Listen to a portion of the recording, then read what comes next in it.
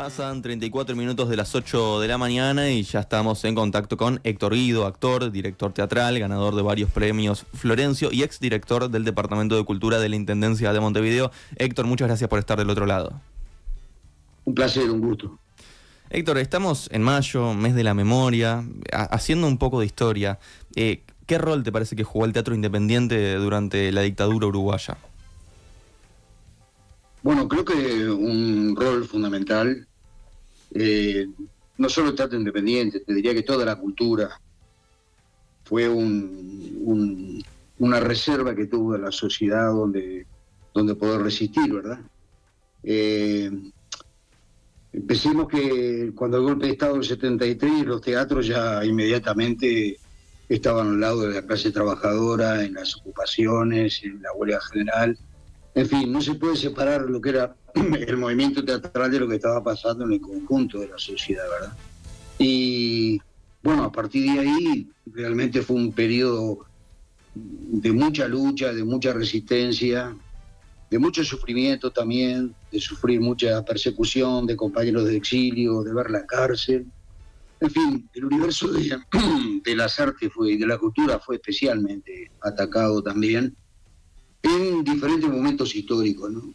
Por ejemplo, recuerdo que el golpe de Estado, si bien fue en el 73, al Galpón lo clausuran por decreto en el 76, y bueno, durante esos 3 años que eran de una incertidumbre muy grande, porque nunca sabíamos cuándo iban a venir por nosotros, pero sabíamos que iban a venir por nosotros, se produce en el 76. Ese año tan terrible, porque el 7 de mayo cierran el Galpón y después luego, si seguimos para adelante, todo lo que ha sucedido en ese mayo fue terrible. Uh-huh. Y después, si seguimos de largo de lo que siguió sucediendo en el 76, fue realmente un año de represión, de los desaparecidos nuestros en Buenos Aires, en fin, fue terrible, tremendo. Y el rol de la cultura fue en todo momento el de resistir, cada uno desde los lugares que se podían conquistar. En el caso de Galpón, un grupo, prácticamente la dirigencia entera de Galpón, se exilia en la Embajada de México y comienza allí a trabajar en una tarea que ha sido muy, pero muy importante para difundir lo que estaba pasando en el mundo a través del teatro en nuestra América Latina y en particular en el Uruguay. Y bueno, fue una gran bandera que tuvimos de resistencia en el exterior, sumada a otras columnas de compañeros que también estaban en el exilio.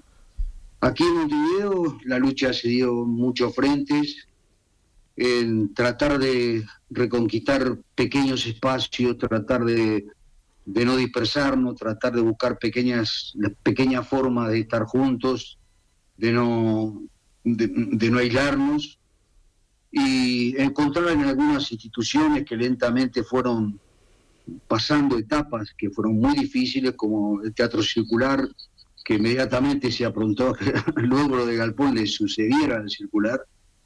Los compañeros del Circular tuvieron que irse del país durante un tiempo, analizar un poco qué podía estar pasando con ellos, y luego cuando seguramente los dictadores, estas bestias, analizaron que el golpe de Galpón le habían pagado un costo muy alto por ese cierre, porque a nivel del mundo se denunció lo que pasó con este ataque a esta institución.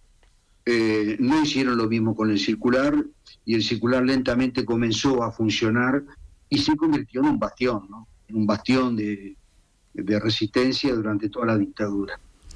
Guido, recién... Digo del teatro... Sí, discúlpame. Recién mencionabas, ¿no? Hacías allí un repaso cronológico de cómo se dieron, ¿no? Año a año. Y bueno, volviendo un poquito para atrás, vos ingresaste a la Escuela de Arte Dramático del Galpón en un momento ya de mucha convulsión en el país. Esto fue en el 72. Eras muy joven en aquel momento. ¿Cómo se vivió desde adentro, ¿no? Este cierre del teatro en el 76, con este quiebre que vos mencionás del elenco entre aquellos que tuvieron que irse, aquellos que se quedaron, los que se quedaron, ¿no? ¿Cómo era esto de seguir estando de todas maneras, siendo parte de este rol que les tocó jugar acá? Bueno, Yo pertenezco a una generación que era muy difícil no estar inserto en el movimiento estudiantil, no estar militando, no estar muy comprometido en todas las causas, en los movimientos que cada uno tuviese, ¿no? Yo en el año 72 ya había entrado a la Facultad de Derecho, había pasado por un largo periodo de militancia en el Frente Estudiantil Revolucionario, y en el año 72 se da ese año también terrible, ese quiebre, y se produce también un vacío de dónde encontrar, dónde poder seguir de una u otra manera,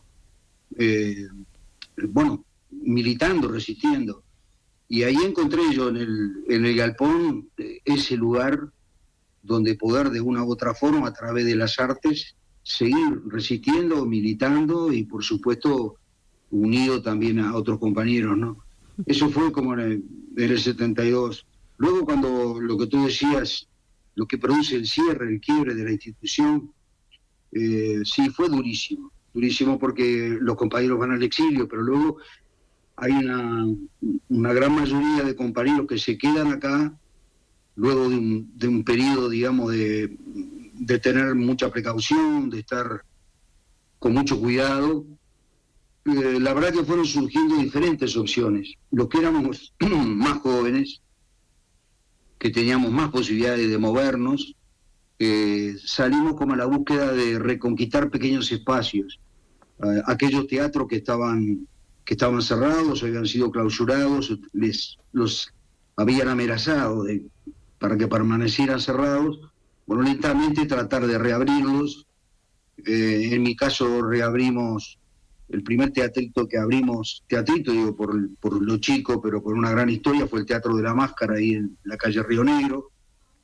Luego, en el año 77, el Teatro Chiklovsky era un teatro enorme, y bueno, esa asociación estaba muy perseguida y tenía prohibido sus actividades, pero a través de terceros ellos pudieron como cedernos espacio para poder trabajar la sala, y ahí comenzamos en el 78 la gente de teatro con la gente de canto popular, que fue una alianza que al menos en lo personal yo la comencé inmediatamente cerrado el Galpón, una alianza que fue perdurable durante todo el periodo y de una fortaleza que cada vez fue más grande. Yo te diría, llegó un momento que era invencible. Ahí comenzamos los primeros recitales en el Teatro Astral. Tengo aquí delante de mí unos volantes que imprimíamos, unos pequeños afiches y mimeógrafos donde, bueno, acá tengo Lázaro, Leo Malía, Montevideo, Julio Julián, Agamenón, Cecilia Prato, Juan Peirú, Lavanoa Carrero. Estoy hablando del 79, ya cuando llevábamos muchos meses de organización de eso. O sea, un grupo tratamos de abrir espacios, de organizarnos con la gente del canto popular. Otros compañeros que ya tenían más problemas trabajaban en forma de compañía en el teatro, arrendaban en un momento una sala. Eso fue el caso de muchos compañeros de Galpón, que luego se transformarían en el grupo de La Gaviota, encabezado por Huber Salcedo, que era otro compañero emblemático de Galpón, es un compañero emblemático de Galpón. Él organizó un poco a la gente que ya estaba con más experiencia en el teatro y con más posibilidades también, con más riesgo. Bueno, él iba alternando y haciendo espectáculos y tratar de mantenerla sumida.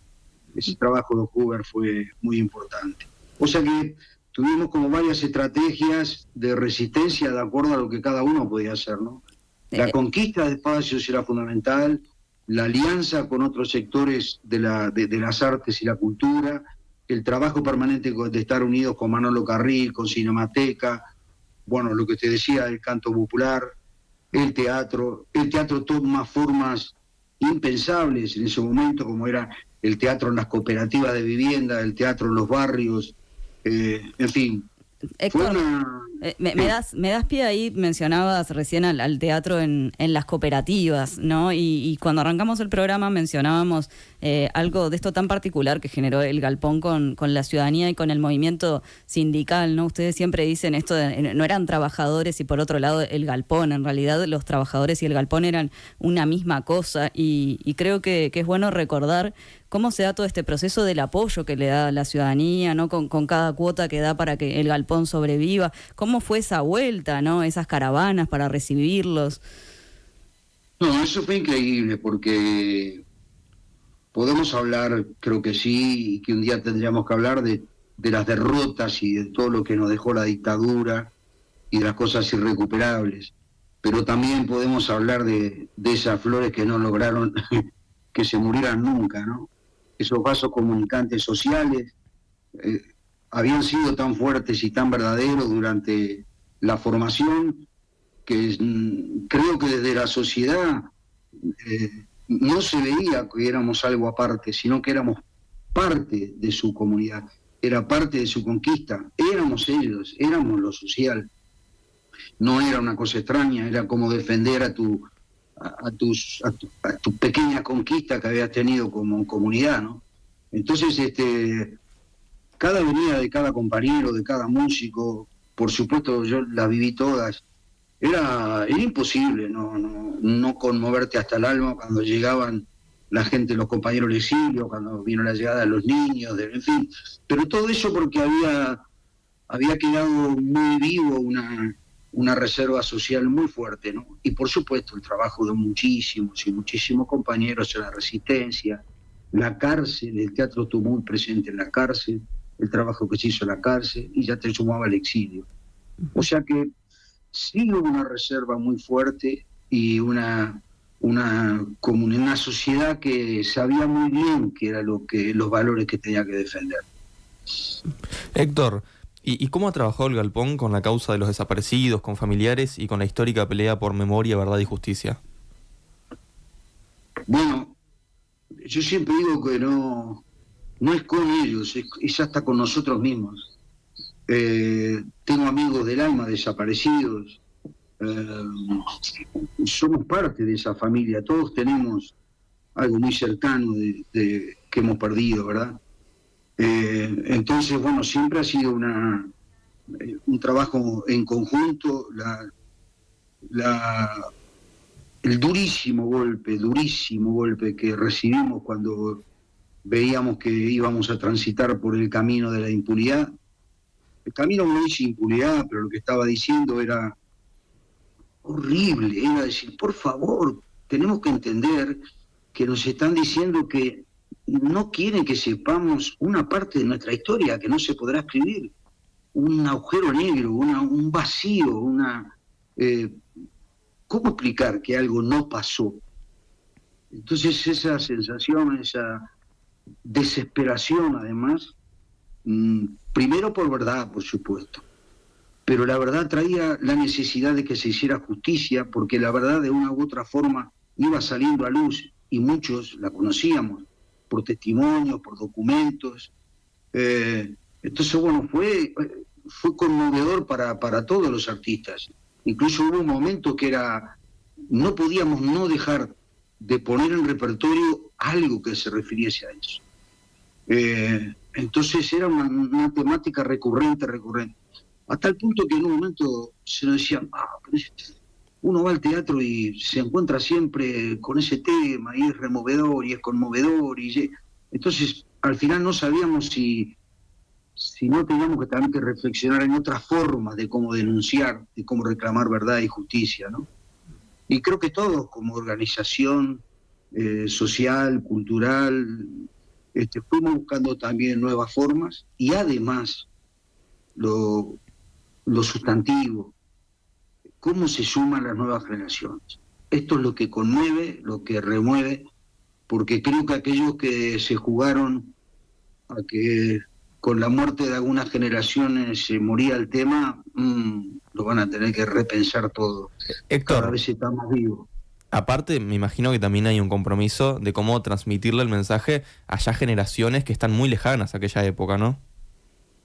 Sí, Por eso digo que hay un territorio también de la derrota, ¿no? La dictadura no pasó en vano. Uno se encuentra con generaciones que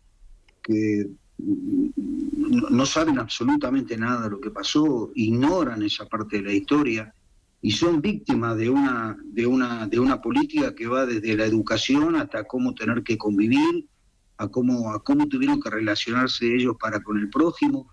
Es decir, fue metodológico, fue sistémico, fue estudiado. Esa represión y esa dictadura no improvisó muy poco, lo demás estaba bastante bien pensado, ¿no? Y uno de los pensamientos era crear esos vacíos en esas cabezas de las nuevas generaciones. Guido, y pero, sí, que nos ha costado muchísimo, ¿no? Aclaremos. En esto que vos decís de buscar nuevas formas de transmitirlo, bueno, ¿cuáles han encontrado? ¿Qué formas han encontrado? Y la primera forma que encontramos es generar espacio para que ellos se expresen.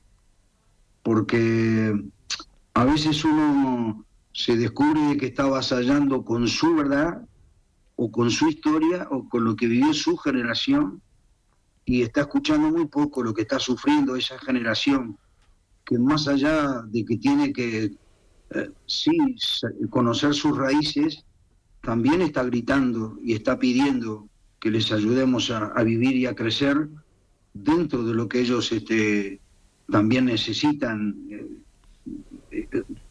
cómo fermentar en una sociedad, ¿verdad?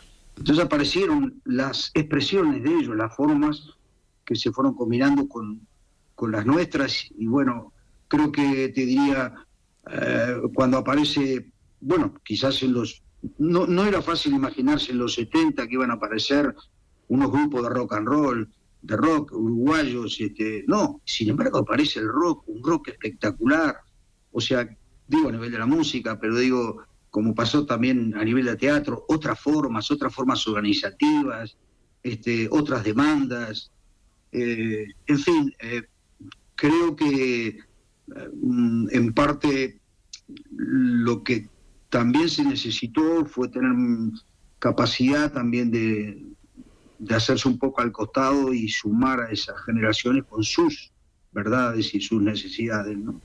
Héctor, para la memoria, por supuesto que hay distintas formas, ¿no?, de ver cómo mantenerla. Una es sí, la oralidad, el teatro, el seguir haciendo determinadas representaciones, pero también está toda la documentación, el archivo, y en ese sentido la dictadura también golpeó al galpón, ¿no?, en cuanto a infraestructura, en cuanto a archivo, y ustedes han hecho un trabajo de recuperación de todo eso. ¿Qué fue lo que se perdió y cómo fue reconstruir la historia del galpón? Sí. En ese decreto que clausuran el galpón le incautan todos los bienes. El galpón, también porque hay muchas generaciones que no entienden, el galpón, la fundación de galpón es en una pequeña esquina de Mercedes y Carlos Rollo, que era como una barraca de techo de zinc y de chapa de zinc, también las paredes forradas de madera por dentro, un poco como la que describe el propio Oliver Falco, pero digo, esas construcciones entre chapa y madera, una esquina muy frágil, pero ahí se funda la institución estatal de galpón, y con una fuerza social descomunal enorme, más allá de la voluntad de los integrantes, conquista un patrimonio impensable, que era comprar un cine en la principal avenida 18 de Julio a través de hipotecas de los propios bienes y de las casas de los integrantes, que se hipotecaban para conseguir dinero, más las campañas populares, en fin, toda esa conquista,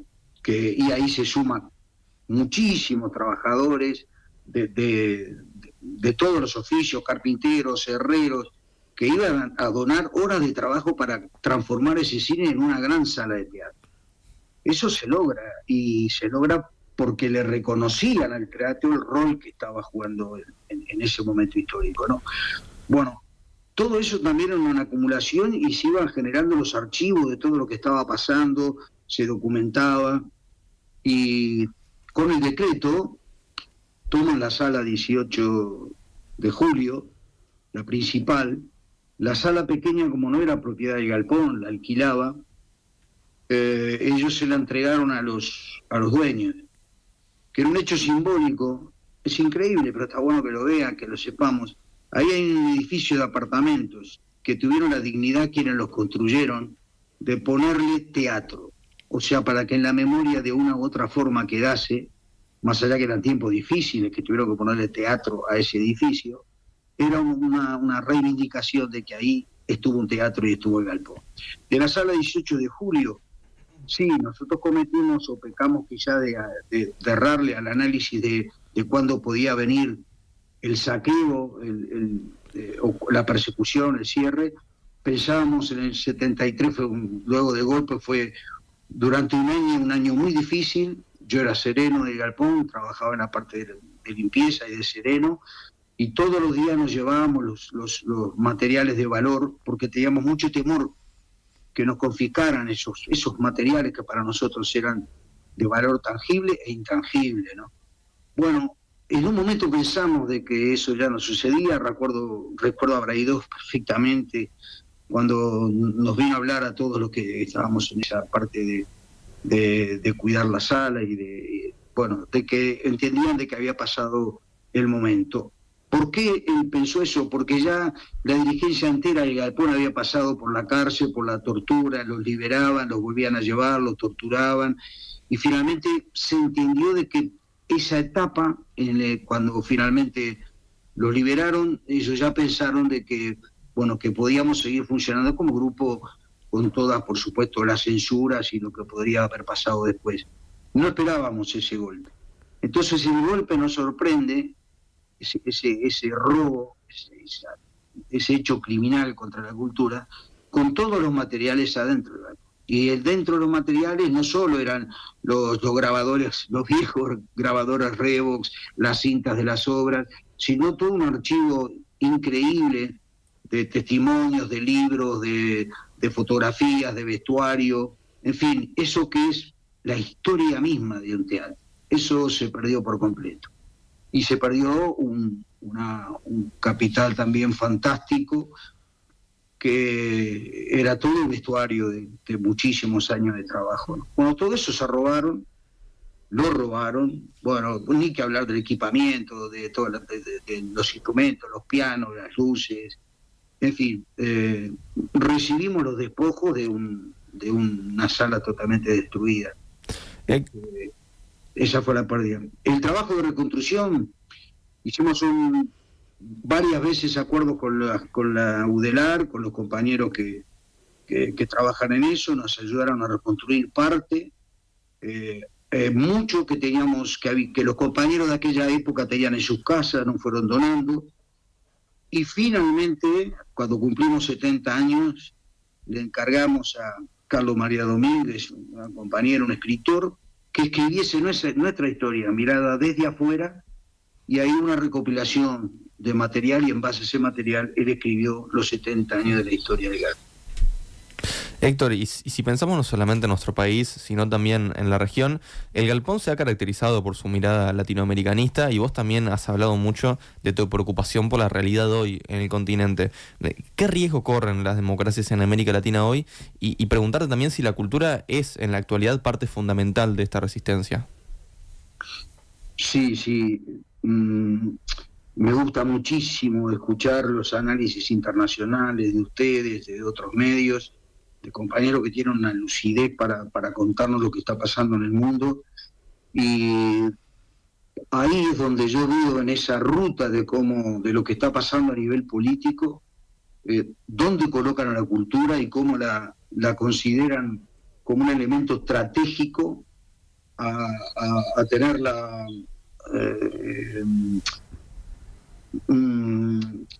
La palabra no es destruirla, es crear una nueva cultura, que es peor, ¿no? Es decir, es destruirla como dé lugar los valores y ese universo simbólico que se fue construyendo durante décadas.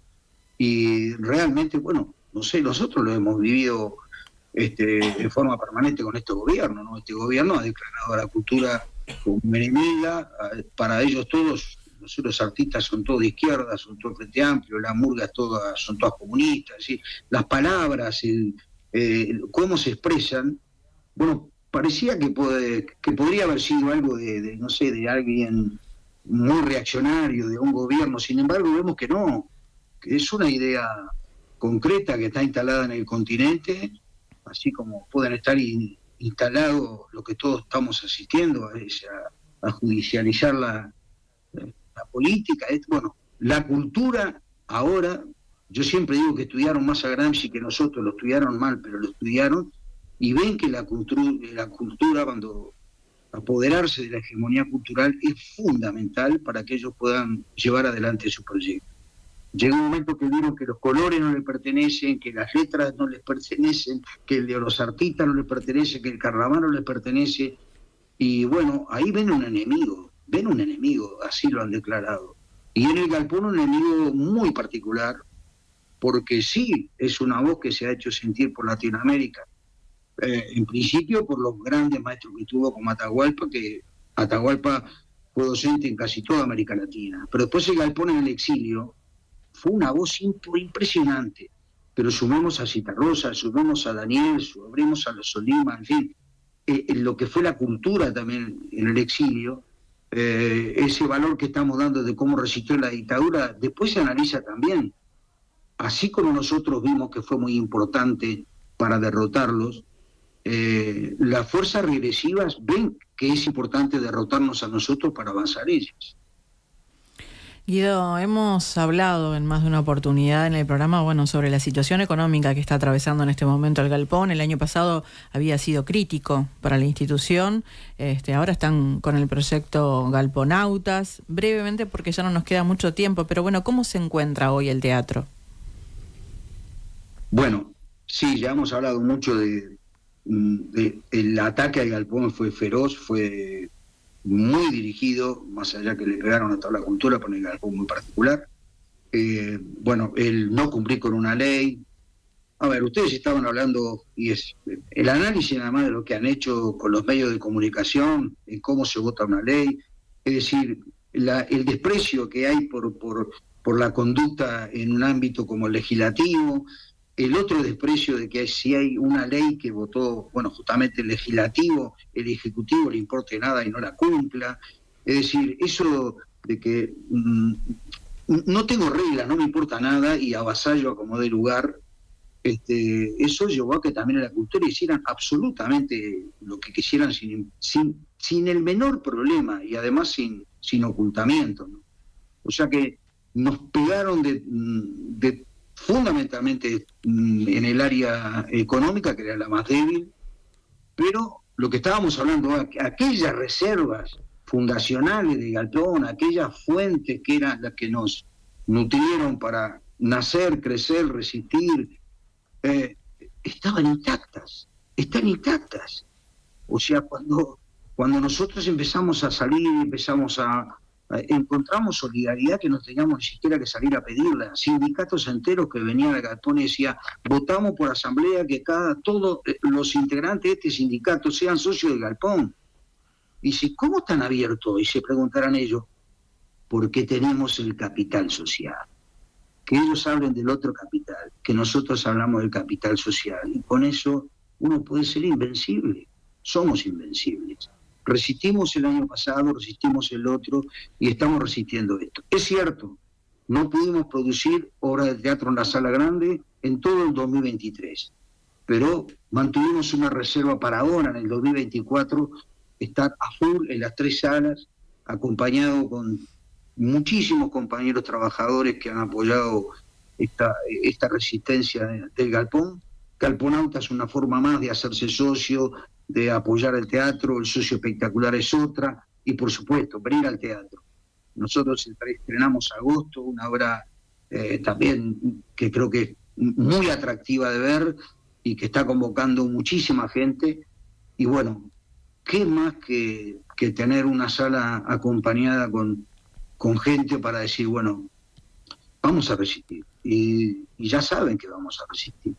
Y por supuesto, este contexto político hay que revertirlo, tenemos que tomar conciencia de la destrucción enorme que se ha hecho en educación, en cultura, en valores. Nunca vimos tanta corrupción Nunca vimos tanta corrupción, tanto acomodo, tanto despilfarro de nuestros dineros públicos. Bueno, no sé, es increíble, algún día escribiremos. Estos 4 años pueden llegar a ser la fuente de inspiración para escribir 100 años de teatro de todo lo que han hecho, ¿no? Héctor Guido, actor y director teatral, muchas gracias por estos minutos a Nada que Perder. Un verdadero placer y muchas gracias a ustedes. Y bueno, seguimos por verdad y justicia, siempre. Presente a todos. Presentó Asociación Española.